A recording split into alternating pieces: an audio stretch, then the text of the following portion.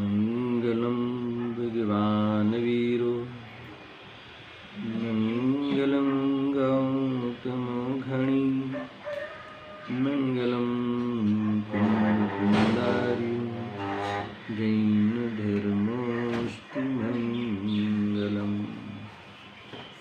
सर्वमंगलमांगल्यं सर्वकल्याणकारकं प्रधानं सर्वदिर्माणं जैनं जयतु शासनं जैनं जयतु शासनं। नमस्ते मैं साराय स्वानुभूत्या च काश्यते चित्स्य भावाय भावाय सर्वभावान्तरं आत्मरूपयन् प्रमयाद्भूत याहि लखे भवसिन्धुतरो आत्मरूप।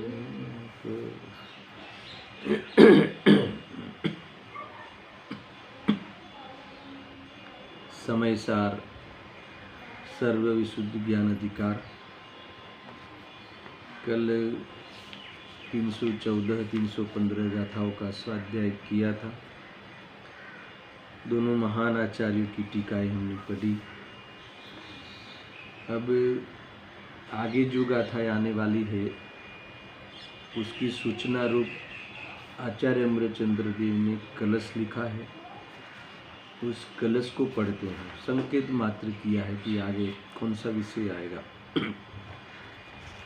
और एक प्रकार से ऐसा है कि जो 308 गाथा से विषय प्रारंभ हुआ है कि कर्ता भोक्ता स्वभाव आत्मा का नहीं है।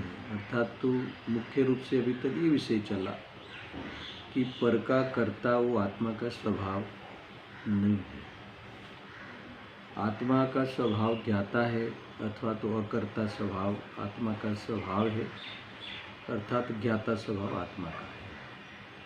सुनो, तो ये सिद्धि करी। इस सिद्धि करने के तुरंत बाद इन्होंने ये चर्चा प्रारंभ की कि ऐसा स्वभाव होने पर भी, चैतन्य स्वरूप स्वभाव होने पर भी अज्ञान के कारण यह जीव पर का कर्ता बनता है। इसमें ये बात कही कि प्रकृति के उदय में जीव जुड़ता है, वर्तता है वेद ज्ञान न होने से। अर्थात प्रकृति का स्वभाव जो राग द्वेष है, मोह राग द्वेष है, उस रूप परिणमित स्वयं होता है।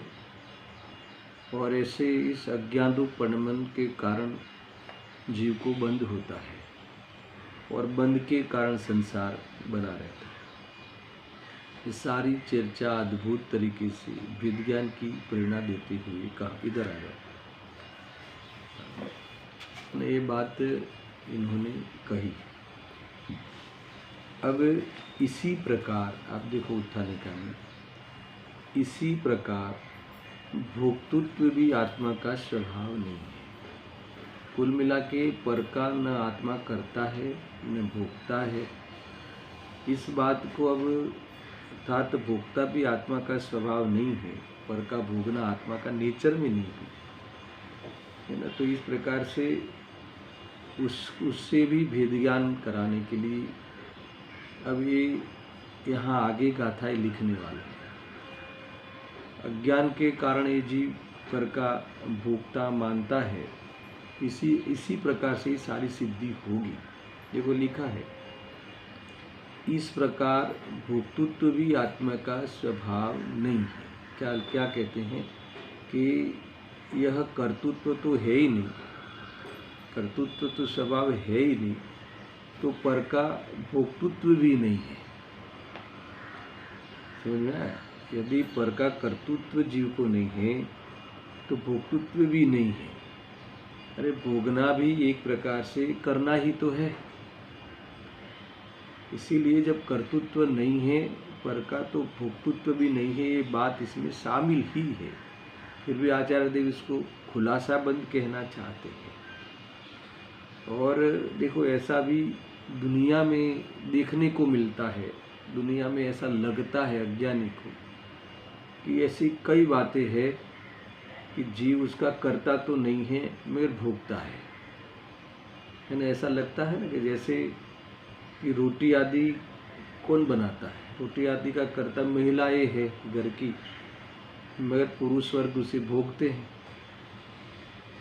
कर्ता कोई है और भोगता कोई है, यानी कर्ता नहीं होने पर भी भोगता है, ऐसा दुनिया में ये गणित चलता है ना। इस प्रकार से सुनना बराबर से कैसा अज्ञान चल रहा है। जैसे कि हम कमाई करते हैं अभी, तो किस लिए करते हैं? हम कमा के रखें तो फिर बच्चे उसे फिर भोगे बाद में, इसलिए करते हैं ना। कमाई इसलिए तो करते हैं, कमाई करने के लिए हम क्यों लगे। और देखो आज जैसे दादाजी ने मकान बनाया, फिर हमने भोगा, और हम बनाएंगे और नया बनाएंगे, बच्चे भोगेंगे।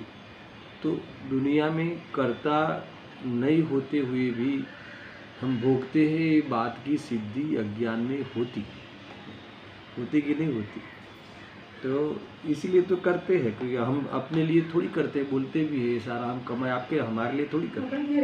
हाँ, हमें कहाँ रहना है घर में, हमें कहाँ ये पैसा साथ में ले जाना। आप लोग के लिए तो करते हैं, आप इससे भोगना यानी इससे सुखी होना, भोगने में सुख है ना, भोगने का सुख तुम प्राप्त करना। तो देखो ऐसा है कि पर का तो न करता है न भोगता है। कौन? ज्ञानी तो भोगता मानता ही नहीं, करता भोगता, पर अज्ञानी भी पर का करता भोगता है ही नहीं। मगर क्या है फिर, पर में मैं कर सकता हूँ ऐसा मानकर करने का विकल्प करता है अज्ञान में, और ये पर को मैं भोग सकता हूँ ऐसा लक्ष्य अर्थात परद्रव्यों का लक्ष्य करके सुखी दुखी होता हूँ ऐसा मानता हुआ भोगता है ना। ऐसा ही है, परद्रव्य का लक्ष्य करके राग द्वेष करना, इसका नाम ही भोगना। परद्रव्य को तो छूता भी नहीं, लक्ष्य करके राग द्वेष करना, सुख दुख का अनुभव करना, अज्ञान में भ्रम से, ये सब भोगना है। तो ये अज्ञान में ये सब तो होता है, पर को छुए और पर को भोगे और पर को वेदे, ऐसा कोई व्यवस्था वस्तु में नहीं है। समझ में आया? वास्तव में देखा जाए तो जीव मात्र अपने ज्ञान का करता है और वास्तव में निराकुलता का, निर्विकल्प बने रहकर अपने आनंद का भोगता है। मगर स्वरूप की खबर नहीं होने से ये सब चैप्टर चलते हैं इसके जीवन में। ऐसा ज्ञान ही भोगता है, ज्ञान से ज्ञान का ही करना आत्मा में है और ज्ञान का ही भोगना आत्मा में है। ज्ञान का भोगना यानी क्या? ज्ञाता दृष्टा रहने, स्थिर रहना। तो ये सारी बातें है, तो इसको लेकर यहाँ अब जो भोक्तृत्व समझ में आया कि ऐसी दुनिया में ऐसी बात चलती है। आगे भी एक बात आई थी ना पूर्व में कि किसी को ऐसा, किसी ने ऐसा कोई संप्रदाय चलता होगा कि नहीं हम करता तो नहीं है मगर हम भोगता है। समझा? तो वास्तव में तुम भोगता भी नहीं है, करता नहीं है तो भोगता भी नहीं। जहाँ कर्तृत्व नहीं है तो पर का कर्तृत्व नहीं हो सकता, तो पर का भोक्तृत्व भी नहीं है। समझ में आया? ऐसा इस प्रकार से ये बातें आने वाली है। तो मैं पढ़ता हूँ, उसमें पहले आप कलश निकालो। 571 पेज पर है, मिला? भोक्तृत्वं न स्वभावोस्य श्रुतः कर्तृत्ववर्जितः अज्ञानादेव भोक्तायं तद्भावाद् वेदकः। सिंपल है और संकेत मात्र है, खुलासा तो आगे बहुत आने वाला है। 196 नंबर के कलश है। जैसे कर्तृ स्वभाव नहीं वैसे भोक्तृ स्वभाव, भोक्तापन अज्ञान से ज्ञान अभोक्ता भाव। सिंपल है ना। जैसे कर्तृत्व स्वभाव आत्मा का नहीं है, पर का कर्तृत्व स्वभाव, अपने ज्ञान का कर्तृत्व तो आत्मा का स्वभाव है। ज्ञान का करना, ज्ञान रूप परिणमित होना, वो तो आत्मा का स्वभाव है, पर का करना आत्मा का स्वभाव नहीं है। वैसे भोक्तृत्व स्वभाव भी आत्मा का नहीं है। भोक्तापन अज्ञान से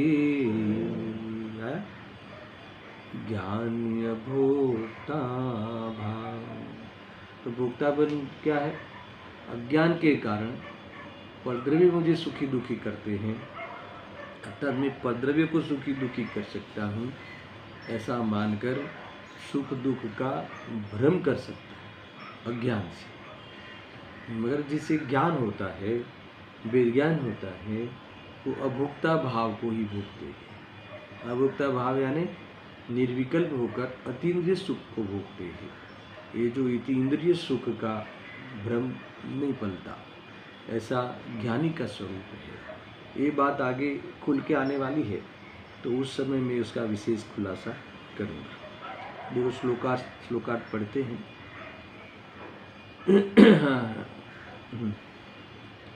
कर्तृत्व की भांति भोक्तृत्व भी इस चैतन्य का चित स्वरूप आत्मा का स्वभाव नहीं कहा है। क्या कहा? फिर से, कर्तृत्व की भांति भोक्तृत्व भी इस चैतन्य का स्वभाव नहीं कहा है। क्यों नहीं कहा? क्यों नहीं कहा है? लॉजिक होना चाहिए ना कि देखो, जैसे कर्तृत्व का स्वभाव क्यों नहीं था, पर का कर्तृत्व आत्मा में क्यों नहीं है? लॉजिकल याद करो बात, इसमें ये मर्म छुपा है। क्यों नहीं है? क्योंकि जैसे पर का करना हो तो उसमें व्यापना पड़ेगा।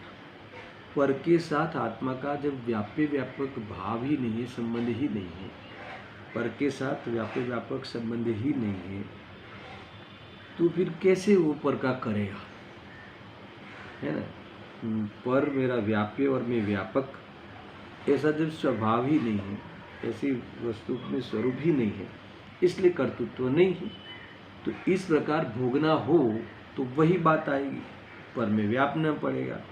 उसको हमें सेवन करना हो तो भोगना पड़ेगा। तो क्या जब वो कर्तृत्व ही नहीं है तो फिर भोक्तृत्व भी नहीं है। सीधा सीधा हुआ, एक लॉजिकली है। गजब की बात। देखो, इसको समझाने के लिए तो एकत्व से प्रारंभ करेंगे। भोगने की बात के साथ सब सारा मामला एकत्व के साथ है। तो कैसे भोगोगे आप? उसको सेवन करना हो, सेवन करना हो तो उसमें स्वाद लेना हो तो उस व्यंजन में तुम्हें घुसना पड़ेगा, नहीं तो कैसे भोगोगे? उस वस्तु के पास गए बिना, उस वस्तु में गए बिना कैसे भोगोगे? तो उसमें जा तो सकता नहीं, तो फिर उससे भोग नहीं सकता। यही इसमें लॉजिक है। देखो,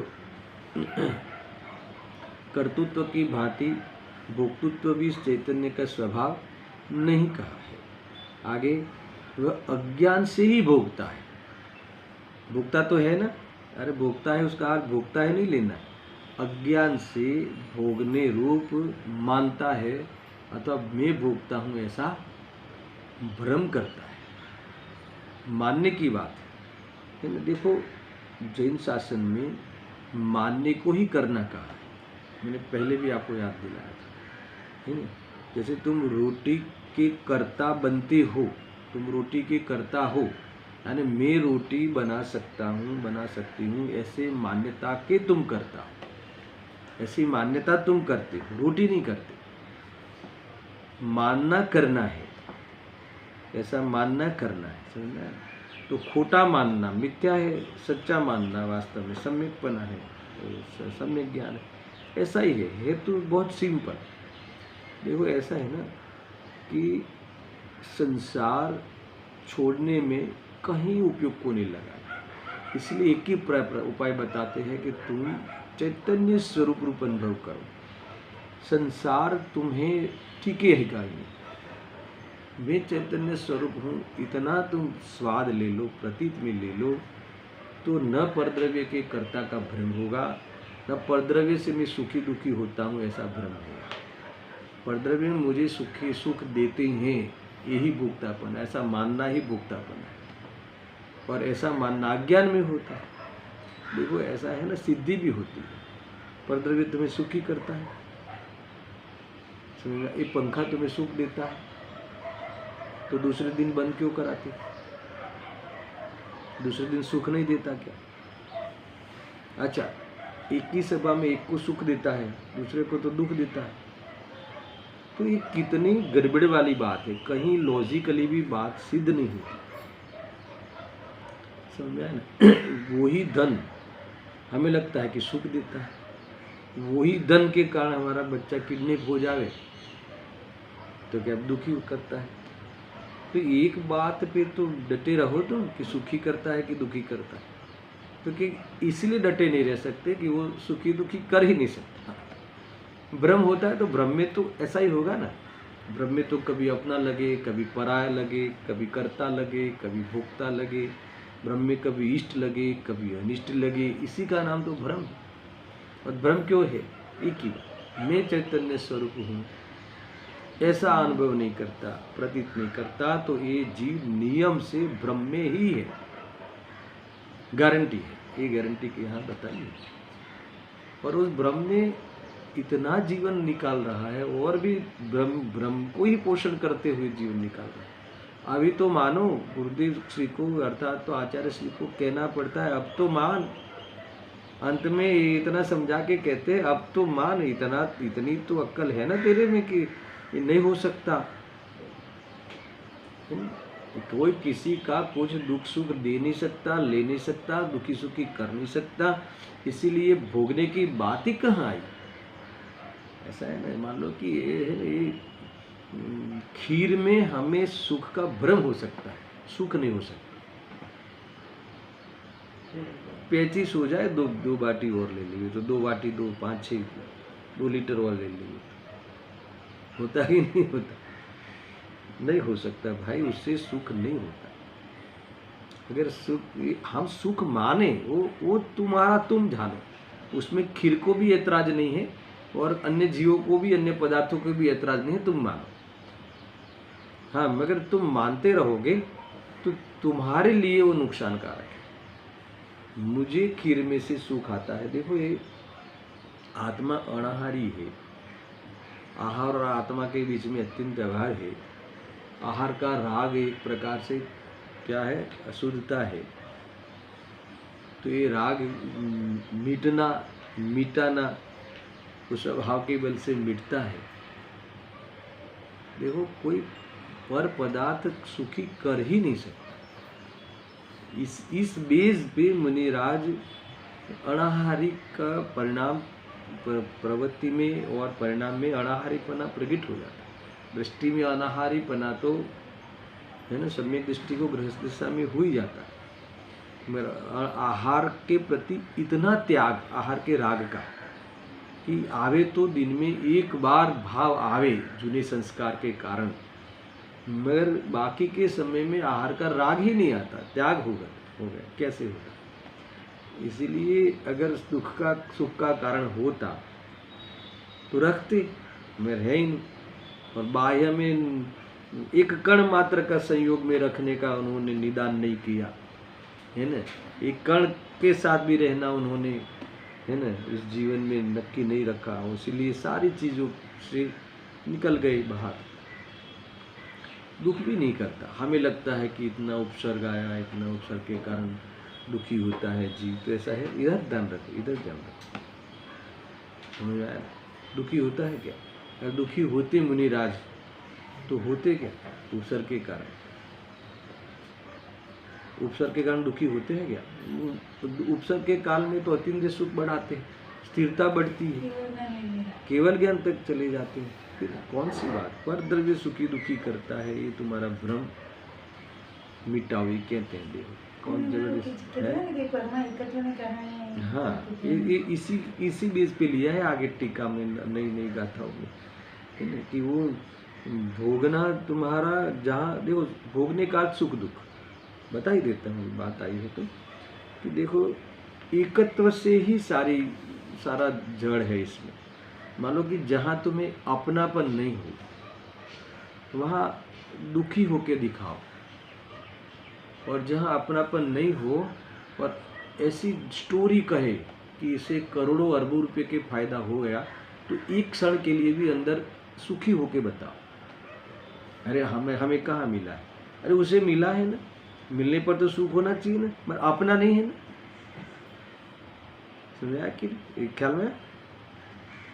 अरे सगा भाई हो, है ना, पार्टनरशिप अलग कर दी हो और उसे करोड़ों का ऑर्डर मिले, अब सुखी होके बताओ। एक बार भी हमें वहां कोई, ठीक है फॉर्मेलिटी अच्छी बात है, मगर तुम्हें आनंद होता है क्या? नहीं होता। क्यों नहीं होता? क्योंकि तुमने वहां अपनापन है, अपनापन हो वहां सुखी, अपनापन हो वहां दुखी। कितने लोग मरते हैं अपने ही अपार्टमेंट में, अपने ही कॉम्प्लेक्स में, कितने लोग जाते हैं मरते हैं, तो दुख क्यों नहीं होता? उसके बाहर जो बॉडी क्या बोलते हैं सब पड़ा हो ना, उसके आगे से निकल के हम अपने फ्लैट में आते हैं, अपने घर में आते हैं, होता कि नहीं? तो क्यों दुख नहीं होता? अपनापन नहीं, तो अपनापन नहीं है इसलिए दुख नहीं होता। और बाहर में पुण्य का उदय किसी की हो मगर वहाँ अपनापन नहीं हो तो सुख का आभास भी नहीं होता। अपने पुण्य का उदय हो, अपना बेटा नंबर 1 आवे, तो हाँ, तो फिर क्या होता है बताओ? सुख का आभास होता है, सुखी नहीं होता, सुख का भ्रम होता है। नहीं तो आपको देखो सुखी होता है, अरे कहीं लिख भी दिया हो कि वहाँ सुख का अनुभव करता है, वो सुखी नहीं होता है ना, वो वही भोगना है। परद्रव्य का इस प्रकार से लक्ष्य करके सुख दुख का आभास करना, वो सब क्या है? भोक्तापना है। ऐसा अज्ञान से ही होता है, लिखा देखो, बात वो चल रही थी ना, वहाँ अज्ञान से ही भोक्ता है, अज्ञान से ही भोक्ता है, यानी अज्ञान से भोक्ता मानता है। आया ख्याल में? भोक्तापने का भ्रम करता हुआ संसार में बंध को ही प्राप्त होता है, मगर पर को तो नहीं भोगता। ऐसा है। देखो फिर बहुत बड़ी बात लिखी, तद अभावात अवेदकः। बस इतना सूत्र से समझ लो कि जीव का कल्याण हो जाए। क्या कहा? तद अभावात, क्या लिखा? अवेदकः। इसका क्या अर्थ है कि तद यानी उस अज्ञान का अभाव होने पर, क्या बोला? वह अभोक्ता है। अभोक्ता है उसका अर्थ सुखी है, अभोक्ता है इसका अर्थ की स्थिर है। पर का अभोक्तापना है ना, पर में भोगने का अज्ञान मिट जाए तो वो जीव स्थिरता को प्राप्त होता है, विचलित पने को प्राप्त नहीं होता। समझ में आया? ऐसा है। देखो जैसे कोई ऐसा अज्ञान चले कि आमरस चलता है ना, अभी तो, अब तो छोड़ने का समय आ गया ना, अब तो बारिश भी आ गई, तो ये अब आम की सीजन चली जाएगी, तो इसे लगता है कि अब मजा चली गई। तो ये परद्रव्य के साथ अगर तुम भोक्ता पने का अर्थात तो सुखी दुखी होने का भ्रम रखोगे तो ऐसे दुखी होते रहोगे। सीजन चली गई, सीजन चली गई, अभी 2 ही दिन बाकी है, अभी 3 ही दिन बाकी है, दुखी होते रहता है ना। कोई चीज़ उसे, जैसे एक बच्चे को ये पता है कि चॉकलेट में सुख है, या अभी उसे चॉकलेट नहीं मिले तो वो अज्ञान से दुखी है कि नहीं मिलने पर दुखी है? अज्ञान के कारण दुखी है कि मुझे मिल जाए तो सुखी, ऐसा माना था, इसलिए वो संयोग नहीं मिलने पर दुख का अनुभव करता है। तो ये कहते हैं कि मैं जब तद अभावात ऐसे अज्ञान का अभाव होते ही, है ना, अवेदकः यानी दुख का और सुख के आभास का वेदन नहीं होता। तो किसका वेदन होता है? निर्विकल्प होता है ना, निराकुल होता है और वास्तव में स्थायी पने को प्राप्त होता है। अब मिले तो भी क्या, संयोग में आवे तो भी क्या, संयोग में नहीं आवे तो भी क्या, कितना कितना रहता है कि नहीं ऐसा हो जाएगा तब सुखी होंगे, ऐसा हो तो सुखी होंगे। अब पर से सुख दुख का संबंध ही नहीं है। जब वो संबंध मानते थे ऐसा आज्ञा निकल जाए, अब उससे क्या फर्क पड़ता है? मुझे इतना बताओ, अब सब लोग आजकल लॉकडाउन में वो वाला व्यापार बढ़ा दिया ना, कौन सा? शेयर बाजार वाला। सुनो जरा शांति से।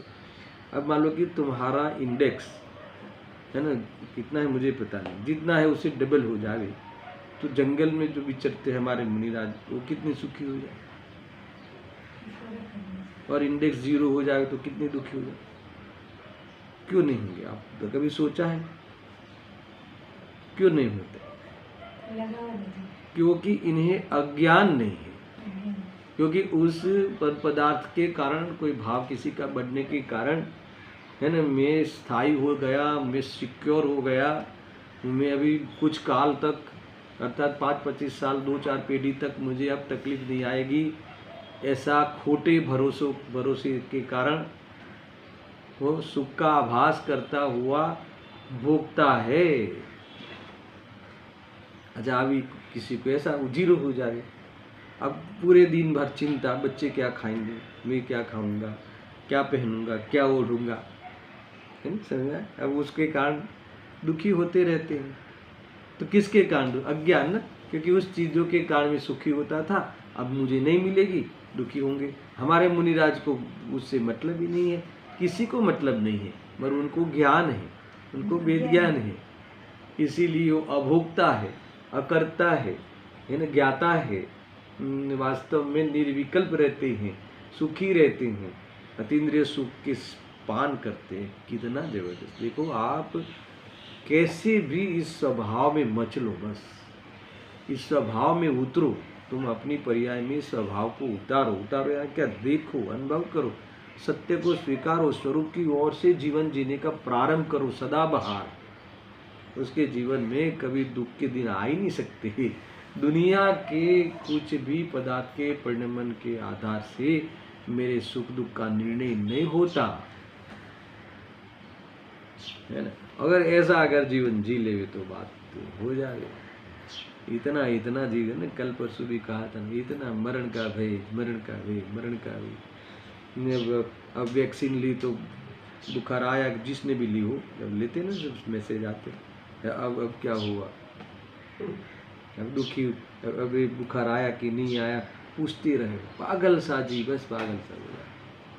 मैंने कल भी कहा था आपको, क्या लूट लेना है पंचम काल में यहाँ रहकर, ये थोड़ा सा जो और नक्की करके आए हैं उतना ही रहना है, हमने ही तय करके आए हैं उतना रहना है, और जाना है वो भी प्रकृति का एक नेचर है, कर्म प्रकृति के अंतर्गत है। न इसमें जुड़ जाते हैं, अरे मैं मर गया, अरे मैं चला गया, क्या है अरे जाना हुआ तो भी कहाँ, बस ऐसा है।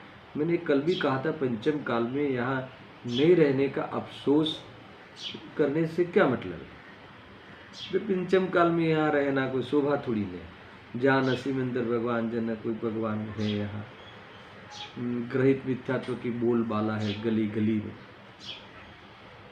बार बार अपन अगर जो अपना बैलेंस नहीं हो, संतुलन नहीं हो इस आगम ज्ञान के आधार से भी, तो पूरी तरह से ग्रहित मिथ्यात्व में अपने को झोंक देगा जी। जंतर मंतर में ऐसा करो वैसा करो, है ना, ऐसा करो, खिड़की इधर लगाओ खिड़की उधर लगाओ, पैसे आ जाएंगे, तोड़ फोड़ करते रहेगा, पर द्रव्य को पढ़ में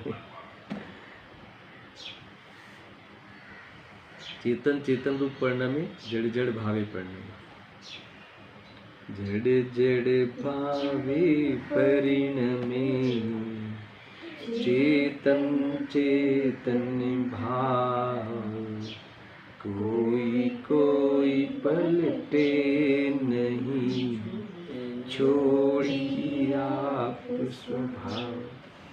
इतना अद्भुत है, तुम पीते रहो। वेद ज्ञान के प्रसंग में, वेद ज्ञान के माहौल में हमारे परिणामों का प्रोटेक्शन है। क्या कहा?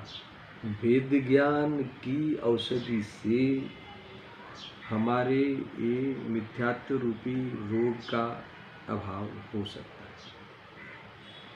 है। वेद ज्ञान के अंतर्गत जीवन की रचना करना ही स्वस्थ जीवन है, इसके अलावा नहीं हो सकता।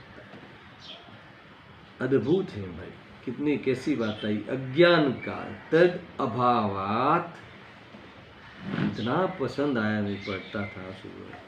तद अभावात, ऐसे अज्ञान के अभाव के साथ ही, उसी समय ही क्या कहते हैं?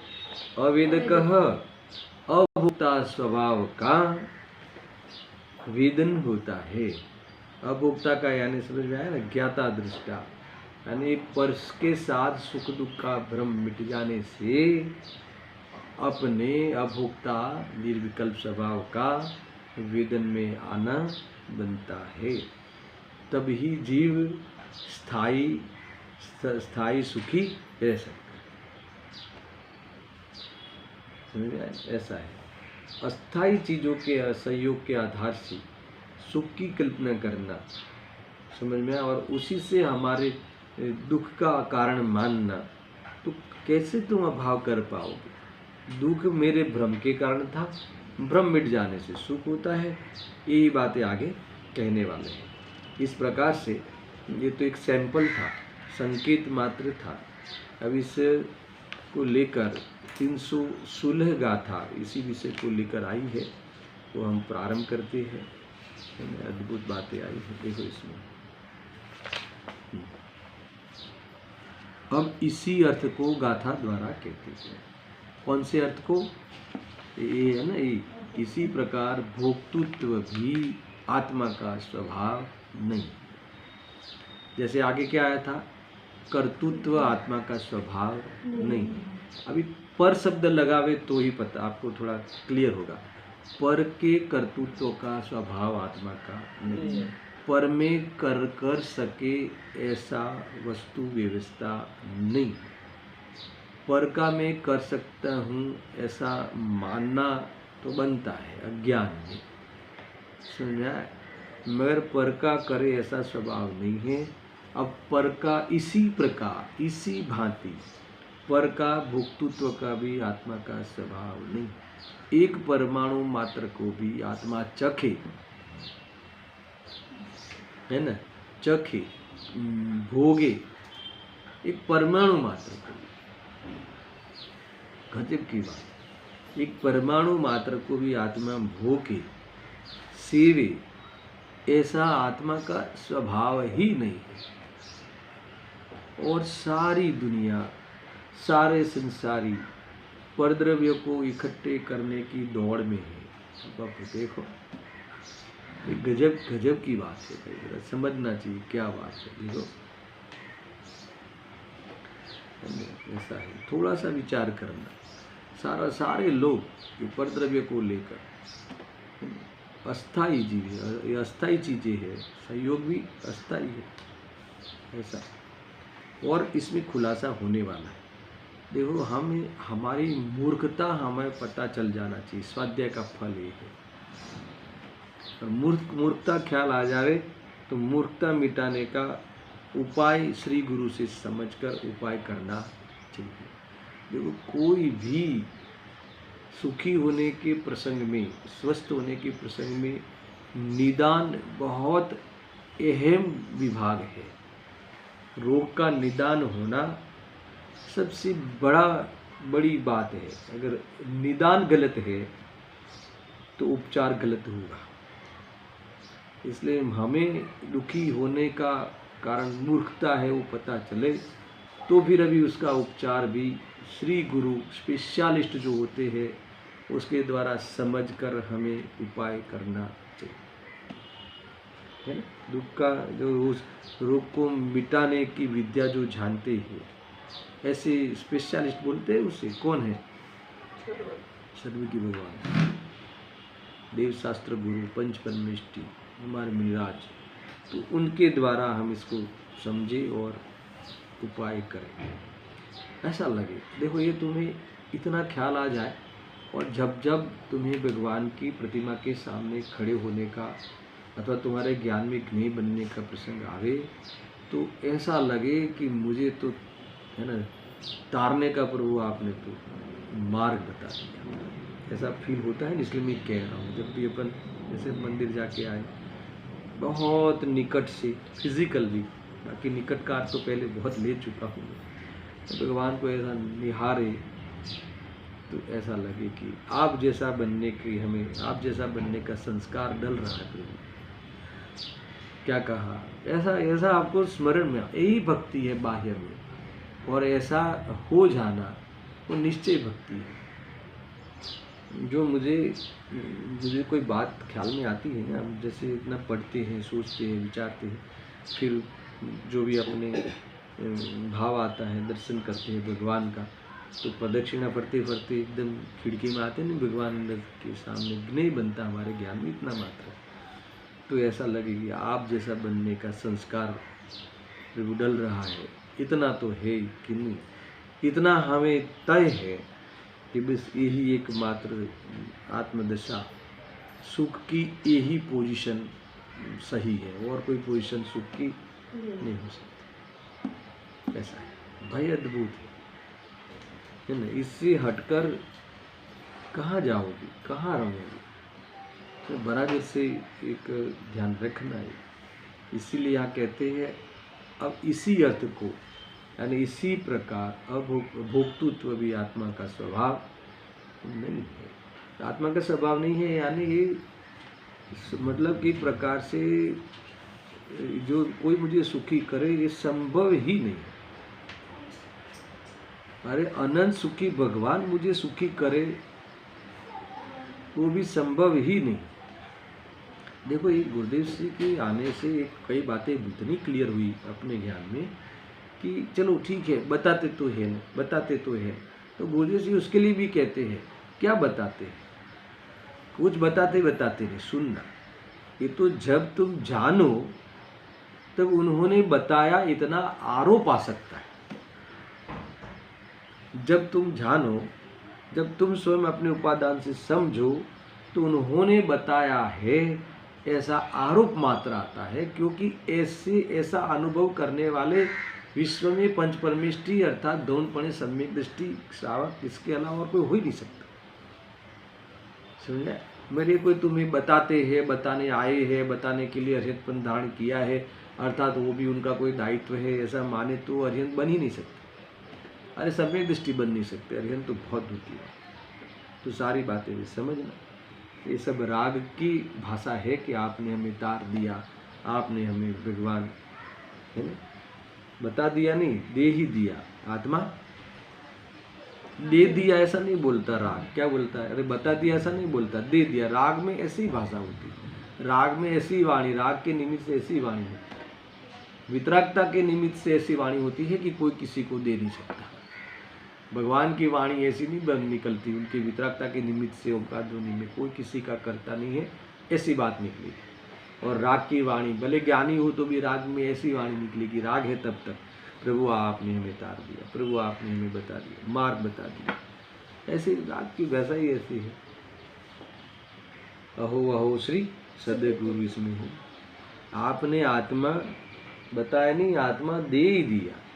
तो राग में ऐसा ऐसी भाषाएं चलती है, तो ये उसे पता है कि ये राग के अंतर्गत होने वाली भाषा है, इसीलिए परमार्थ से वो मानते नहीं है कि भगवान ने हमें दे दिया ऐसा।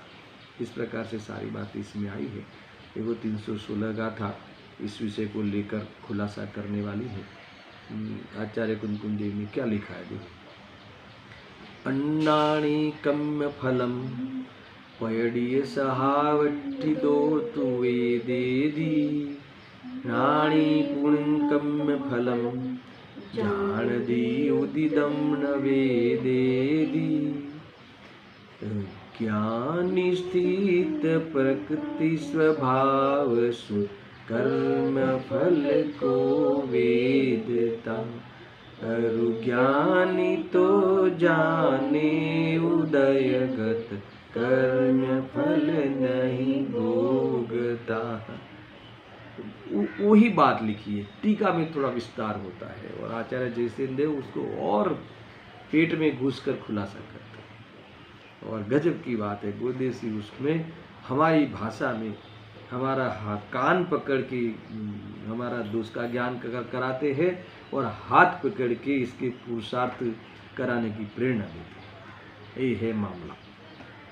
ये सारे राग की भाषा है, कोई किसी का करता नहीं है। ऐसा है ना, हमें ऐसा लगता है कि प्रभु आपने हमें तार दिया, लगता है उसका अर्थ क्या कि कहा जाता है उपचार से, वास्तव में तुम तरे अपने उपादान से, यही मुख्य है। ये बातें सारी इसमें लिखना। देखो, अज्ञानी स्थित प्रकृति स्वभावसु कर्म फल को वेदता। ये गजब की बात है। अज्ञानी प्रकृति के स्वभाव में स्थित रहता हुआ कर्म फल को वेदता है, भोगता है। पहले करता है बात आई थी, भोगता है। देखो ये है ना, क्या है इसका? प्रकृति के स्वभाव में स्थित रहता हुआ, क्या अर्थ है इसका? अर्थात प्रकृति की उदय में जुड़कर मोह के कारण वेदता है, उस कर्म फल को वेदता है, सुखी दुखी होता है, सुखी सुख दुख का अनुभव करता है। यही बात है, ऐसा ही है, भ्रम से होता है सब। देखो, प्रकृति का उदय आया, कोई ऐसे पाप का उदय आया तो संयोग में शरीर में रोग आ गया, तो क्या करता है? तो उसमें जुड़ता है और अरे मैं तो मर गया, अब मैं कैसे करूँगा, अब मैं कैसे जीऊँगा, मुझे सही डॉक्टर मिलेगा कि नहीं, इसमें तो कितना धन लगता है, आजकल कोई प्रमाणिक भी नहीं है ना, पता नहीं कैसे होगा, कैसे जीऊँगा। तो ये क्या करने लगा? दुखी होने लगा, है ना। ऐसा है, ये अनित्य जो है, अनित्य के साथ ये इतना लगाव कर लेता है और फिर दुखी होता है। उसे पता भी है ना, वैसे वो सब लोग को पता भी है कौन कौन किसका है, साथ में थोड़ी लिया जा सकता है, फिर भी सब भूल जाता है, सब उसको गायब हो जाता है और वो मोह में उससे भूल जाता है, सत्य को देख ही नहीं पाता। और एक प्रकार से इस प्रकृति के स्वभाव में, प्रकृति के नाटक में वो परमार्थ मानकर, अर्थात तो इस ये है तो नाटक, मगर उसे स्वरूप मानकर बहुत दुखी होता है। ये कहते हैं अज्ञानी प्रकृति के स्वभाव में स्थित रहता हुआ कर्म फल को वेदता है, भोगता है। ये गजब की बात है। कैसे स्थित रहने का अर्थ कि उसको स्वरूप माने, मुझे कुछ हो गया है, मुझे कुछ हो गया। अरे भाई, ये तो कर्म के फल से संयोग में, देखो कर्म का फल क्यों ले आए? क्योंकि ये सबके नहीं हुआ है ना। हजारों लोग शादी में जाते हैं, अर्थात शिविर में जाते हैं मान लो, तो सबको कोविड नहीं होता, तो किसको होता है? कि जिसकी इम्यूनिटी कम हो, इसको ऐसा नहीं कहा है। कर्म प्रकृति के उदय को, जिसको कर्म प्रकृति की उदय में उसमें फल लिखा हो, कैसा फल लिखा हो? इस शरीर में रोग आने का क्रम फल लिखा हो तो वहाँ होता है, वहाँ तक तो कोई प्रॉब्लम नहीं है, वो परिस्थिति है। मगर दुख कहाँ स्टार्ट हुआ? तो यहाँ कहते हैं कि उसे भोगता है, उसमें स्थित होने का अर्थ क्या? अपना ये मेरा स्वरूप है ऐसा मानना, स्थित हुआ। रोग किस में है? शरीर में। मगर ये मेरे को हुआ ऐसा माना, मुझे हुआ ऐसा माना, तो ऐसा मानता हुआ वेदता है, उस कर्म फल को भोगता है। कैसे भोगता है मैंने अभी बताया। अब क्या करूँगा, क्या होगा, मैं चला जाऊँगा, इतना सोचता है, इतना सोचता है। देखना भी इसमें इतना आपको लगेगा कि हाँ सोचा है ऐसा, मैं चले जाऊँगा तो बच्चों का क्या होगा। अभी इसको उसकी पड़ी है ना। मैं तो छत हूँ, किसकी? इस घर की, कि बच्चों की, समाज की, संसार की, है ना। कौन करेगा फिर प्रवचन, सबको कौन समझाएगा? अरे रे, इतनी कम से कम मुझे तो भगवान को सोचना चाहिए कि मुझे तो यहाँ रखना चाहिए। आपकी बात में प्रभावना करता हूँ, कुछ न कुछ पागलपन करता हुआ दुखी होता है। भोगता है, उसका अर्थ क्या? दुखी होता है। है राग द्वेष को ही अज्ञान में भोगता है। वैसे तो ज्ञान है वहाँ, राग को भी भोगता है, वो कथन मात्र है, व्यवहार का है, क्योंकि वो उस रूप परिणमित होता है, इसलिए करता है वो, इसलिए भोगता है। मगर वो भोगते हुए भी नहीं भोगता, ये बात भी है ना। ज्ञानी तो भोगते हुए नहीं भोगता, यानी उसको स्वरूप मानता ही नहीं, तो उसमें ऐसा अनुभव करता ही नहीं कि मैं समाप्त हो जाऊंगा, समझ आया कि नहीं। तो इस प्रकार से ये भोक्तापने की बात आई है। मैं पढ़ता हूँ है, हाँ अरे गजब गजब होता है वो तो। अभी तो आपको ये आगे बात आएगी जबरदस्त। और ज्ञानी तो आए ना, उदय में आए हुए, उदय में तो आए हैं, उदयागत कर्म फल को क्या करता है, जानता है। जानता है इसका अर्थ क्या, अपना नहीं मानता, यानी उससे एक बार भी ऐसा नहीं लगता कि मुझे हुआ है, ऐसा वेदन ही नहीं होता, क्योंकि वेद ज्ञान है, ये लिखा है, जानता है, भोगता नहीं। अभी कई बातें आने वाली है, गुरुदेव जी के प्रवचन भी देखेंगे। हमें भोगता तो है, दुखी तो होता है, वो फिर क्या है क्या नहीं है, वो सारी बातें अपन स्वाध्याय के माध्यम से, आगे की टीका और गुरुदेव जी के प्रवचन के माध्यम से विचार करेंगे। और देखो एक बात ध्यान में रखना कि दुखी होने के लिए सृष्टि में अर्थात तो बाहर में कोई भी प्रकार का वास्तव में कारण नहीं। तुम दुख का कारण बाहर में देखना बंद कर दो, और स्वभाव में भी दुख का कारण नहीं। तो कहाँ है, बस एक समय की भूल में, भ्रम में ये पड़ा है।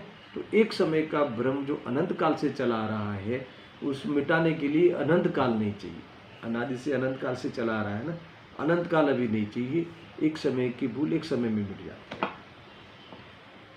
ये बात बहुत बड़ी है हमारे लिए, उसकी चर्चा हम कल करेंगे। सहजानंदी शुद्ध स्वरूपी अविनाशी आत्मस्वरूप, सहजानंदी शुद्ध स्वरूपी अविनाशी